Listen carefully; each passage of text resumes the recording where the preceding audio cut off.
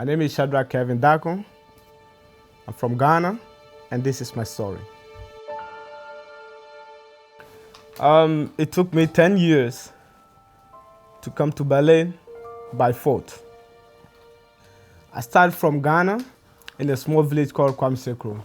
The reason why I left Ghana, most important, was money. My mom was sick, lying down in the hospital. My brothers and my sisters, we did a lot to save my mom's life. And I was the youngest kid from my mom's side and my dad's side. So my mom died because we didn't have the money to take care of her in the hospital. So money became something that I was looking for. And the place that I'm going to look for this money is only Berlin come to my mind. And that's why it took me 10 years to get here. I used to watch TV, movies, and the world is big, but I always fall in love with Berlin just to come here and make life better, because the people that I've seen that coming from Berlin have a good life. People dying every day. But I said to myself, if my mom can die because of money, if I die because of money, it's nothing. From Boko to Burkina, Burkina to Niger, Niger to Libya, Libya to Egypt, Egypt to Israel, go to prison, serving army for 6 months, get back to prison, get little chance to go outside, deported back to Ghana, still make another journey, go back to the same route again, because what I'm looking for, I didn't get it. So I have to go again. So I still go again, Baku to Burkina, Burkina to Niger, Niger to Libya, crossing Mediterranean Sea 3 times before I get to Italy. From Italy, I move to Switzerland. From Switzerland, I move to Germany. And that's where I'm coming. And I'm here now in Berlin.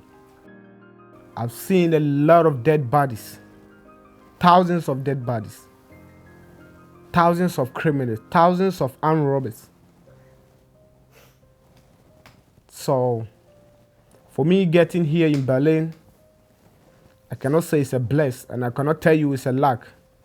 It is my effort. I've been in prison uncountable times in my life.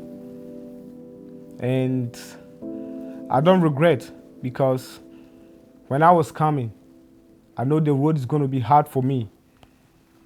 I know the road is going to be tough for me, because people dying every day. But I choose to die than live in poor in Ghana. In the way that I'm coming from, we don't use proper documents. We always have this fake document, because we are not coming by air. We are not going through any migration process. We just coming by road. So my first time that I got in prison in Libya, I was working, and somebody called me to go and check for a job, and police stopped us on the road. So I go to prison for the first time was 3 months, and that's why I decided to die, and that keep me strong to break that prison, to go out. A lot of people saved, a lot of people died. So I saved like people who have been there like 5 years, 6 years, 10 years. My 3 months break out, help people to come out. My first time that I decided to come to Germany was 2008. So on our way coming, we are a lot of people. You will come on, when you get to Niger, Agadez, you will see Nigerians, Ghanaians, Togolese, Ivory Coast, most countries from Africa.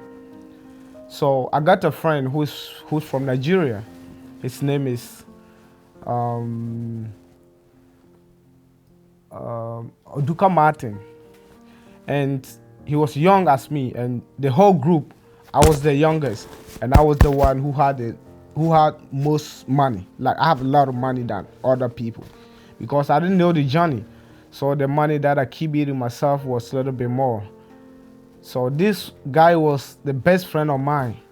We eat together, we shower together, we do everything. We eat, we go everywhere together like a brothers. We plan if we get into Europe, how we are going to change our life, how we are going to live big. After 3 days on the journey, we stop in the road to find something to eat. So we bring our gari, our sugar, water, everything. So my friend started coughing, and there was blood coming from his nose, mouth, eyes. And if you're going to this journey, nobody's going to help you. It's only you and you. So I tried to give him water to drink, but the coughing was coming more. Less than 2 minutes, the guy died. And that was the first time I saw somebody dying. All his eyes changed. You can see the veins coming up on his eyes. I was shouting. And in our car, we were like 45. And we were like 3 cars moving at that time.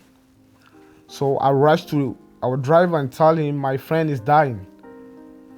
Nobody talks. They tell me to go back and sit and relax. And I'm like, what? He's dying.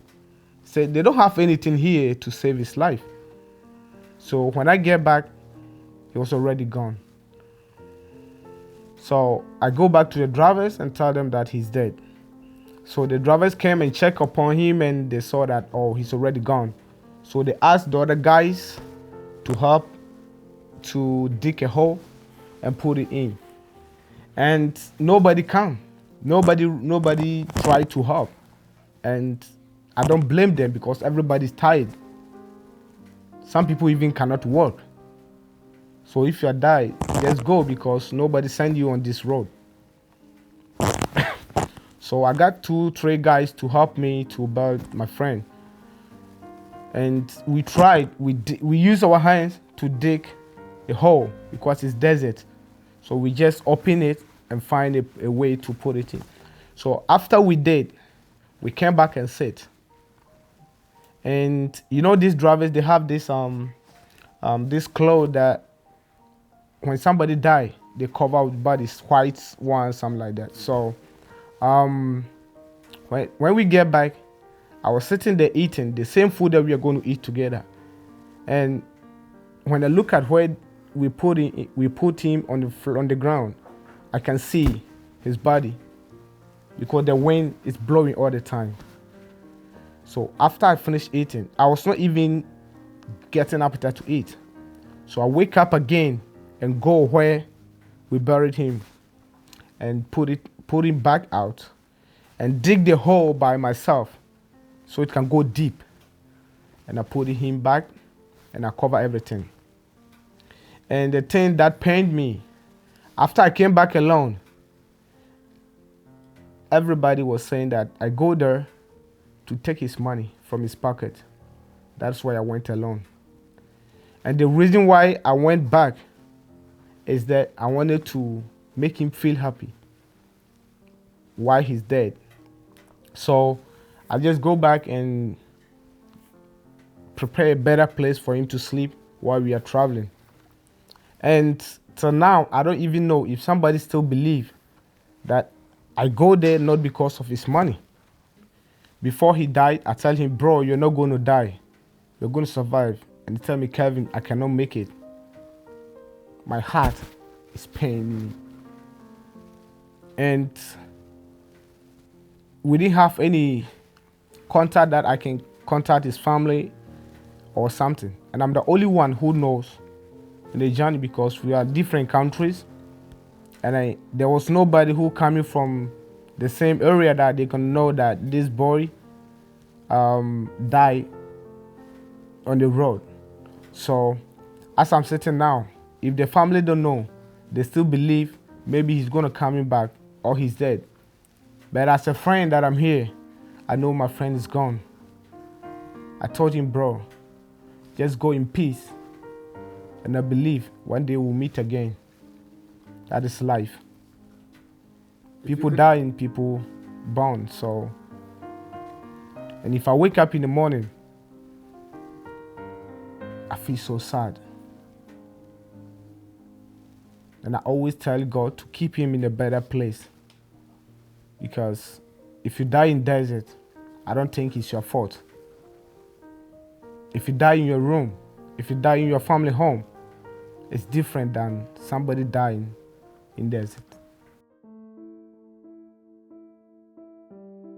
Yeah, I spent like 8 to 9 months in Libya. So I decided to go to Israel. And I was thinking, man, it's fucking easy way to go because that's where God coming from, bro. What you telling me? So I tried to make this move, and that was the hardest life. One thing about me is like I'm not afraid of anything. I mean anything.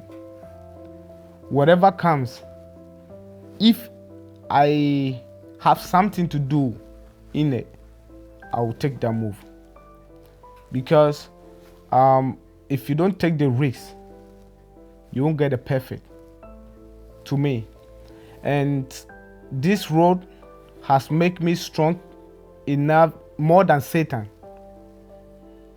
I don't know, if I meet God now, I will not be happy with him, because if you know my beginning, my ending, this line supposed to delete from a life. If you don't know hell, bro, believe me, Egypt and Israel are enemies. If you're Egyptian and you are in Israel prison, I was there with a lot of people. Israel cannot deport you to Egypt unless UN take you to America, Canada, or different other country before you go back to Egypt, by the share border. So that means the border is too tight. On our way coming, we are a lot of people, Eritreans, Ethiopians, Chinese, Ghanaians, Nigerians, different kind of people. And there was a girl who is coming from Eritrea. She don't know anybody, and nobody is trying to help her. So I decided to do that because I love women and I love kids. So I used to help this girl. So on our way moving, she was in our group. We moved like from 12, 1, 2 in the night, a.m. So on our way going, this Egyptian's border, they have first net. The second is Egyptian road. The third is Israel road. So the first net, our agent will go there and cut the net. They have a net. They cut the net so we can go in. And Egyptian net, they electrify it every day. So when you tie the net, you are dying. So you have to know where they cut the net so you can go in and cross it.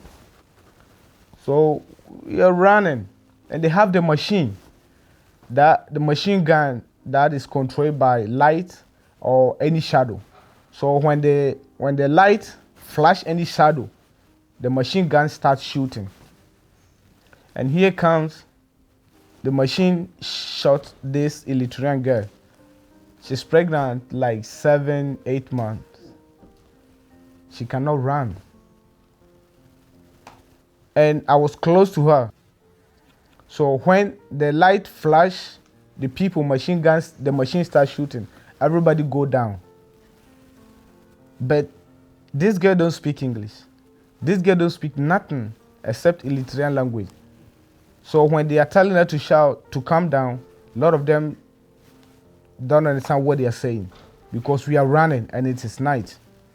So when they shot her, she shouts. I was close by. The bullet's supposed to go in my head and go out there before the girl. But I bow down, the bullet starts hitting this girl. So this was the painful thing that I've never seen. That a gun have shot a woman live who is pregnant. The mom is dead, the kid is not dead, and we are still moving. When we cross it, Israel, we cross it, we go a little bit more, we cross Israel border. The soldiers rescue us. And I told one soldier that there is one girl who is pregnant, but they shot her. I don't know whether she's dead or she's not dead. Can you rescue her? And they said, if it is not in their territory, they cannot do anything about it. I felt it. I cried. You know, I already told you guys, like, because of my mom, that's why I'm traveling, to make money. And the same journey, I met a woman who's pregnant and died in front of me. And the son, or the baby, she said a boy, still in the womb, alive.